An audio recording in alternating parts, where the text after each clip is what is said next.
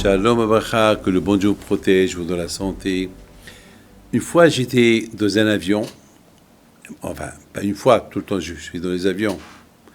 Et voilà, il y a un monsieur il avait un gros Magen David. Il était en train de manger le repas de United Airlines. Et le repas, bien sûr, n'était pas cachère. Et à un moment donné, il voit que j'étais dans l'avion, pas loin de lui. Il a eu un peu honte, il était un peu gêné, mais il ne pouvait rien faire. Mais il a arrêté de manger. Le pauvre. Il a arrêté de manger. Et qu'Hachem lui pardonne. Alors, mes amis, il voit que il était très gêné. Il se lève. Il n'avait pas de kippa. Il met ses mains sur sa tête. Et il me dit, Rabbi David, j'avais faim. Je t'ai rien dit. Je lui dis, à moi tu le dis, mais je t'ai rien dit. Je t'ai rien dit. Moi, je me mêle pas. Moi, je ne mange pas. C'est ton problème. Alors il me dit, vous savez, l'avion n'était pas très plein. Il s'assoit. Il y avait de la place. Il s'assoit. Et là, on a commencé à parler. Et il m'a parlé de ses problèmes. Il me dit, je peux avoir une bracha. Je lui dis, mon fils, je te donne une bracha. Mais demande à Kadosh Baruch Hu la bracha. Pourquoi tu me demandes la bracha? Toi, demande à Hachem. Moi, je suis rien du tout. Là, il me dit, mais Rabbi David, vous êtes proche d'Hachem. Je dis, non. Quelle différence entre moi et toi? Je suis juif, tu es juif. Mais la différence, toi et moi, toi, tu es un vrai juif, et moi, je suis pas. Voilà la preuve, voilà, j'étais en train de manger. Je dis, alors, mon fils, rien ne t'empêche d'être comme moi. Tu n'as pas besoin d'avoir une barbe comme moi, mais tu peux être un bon juif. Où est le problème? Tu peux préparer un sandwich. Toujours. Je lui dis, voilà, moi, pour Hachem, je lui ai montré mon sac, voilà. Voilà ce que j'ai. Je ne vais pas manger tout ça, mais dans le cas que parfois il y a des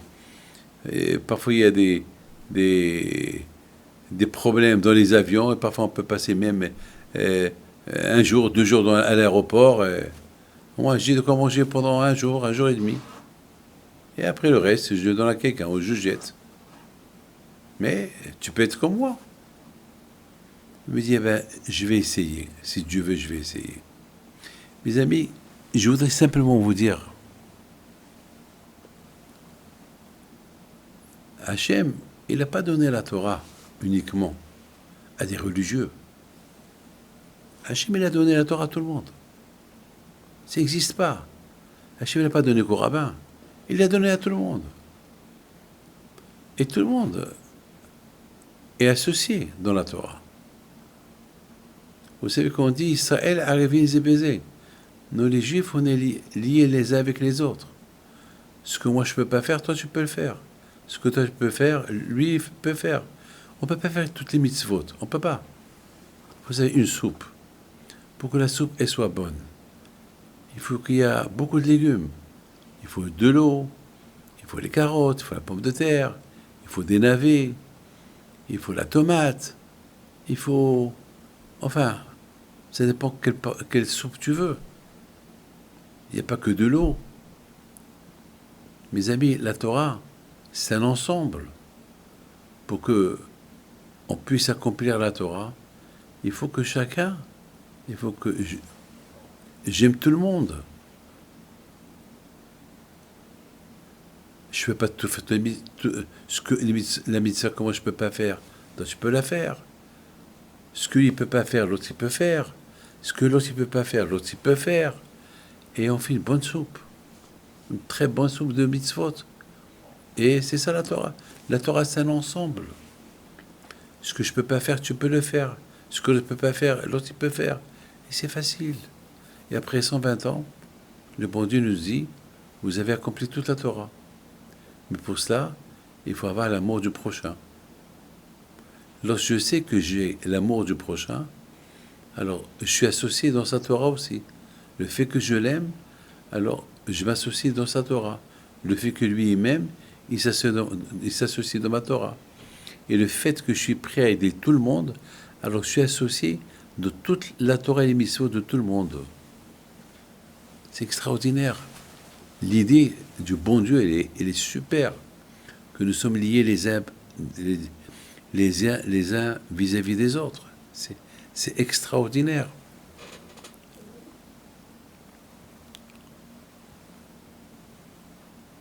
Mes amis, je voudrais simplement vous dire une chose. Une fois, je marchais. Et lorsque je marchais, il y a une femme qu'elle passait, et elle a fait exprès, elle m'a poussé, elle m'a touché, dans la rue. Alors, elle, bien sûr, elle a cru que moi j'allais me retourner vers elle. Mais moi je ne me suis pas tourné. Alors, qui m'a dit ça? C'était quelqu'un qui était en face, qu'il a vu ce qui s'est passé. Il m'a dit, Rabbi David, vous ne pouvez pas imaginer le Kiddush Hashem que tu as fait. Je dis, pourquoi? Il m'a dit, je l'ai vu lorsqu'elle vous a poussé. Et vous n'êtes pas retourné. Mais elle s'est retenue pour voir. Est-ce que toi, tu t'es retourné? Elle a commencé à rigoler. Ça veut dire que... Alors, ça veut dire... Elle rigolait, ça veut dire... C'est comme... Je lui dis, écoute-moi, elle rigolait pas de moi. Et elle rigolait sur elle-même. Parce qu'elle a cru que j'allais me retourner pour la voir. Et je ne me suis pas retourné, je ne l'ai pas vu. C'est ça le Yetzirah. Le Yetzirah, il a mis dans la tête de cette femme pour qu'elle me pousse, pour que je me retourne. Si c'est moi qui l'a poussé, je vais dire pardon. Mais puis c'est elle qui m'a poussé.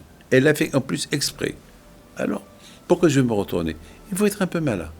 Mes amis, que Hachem vous protège et vous donne la santé, la joie. Amen.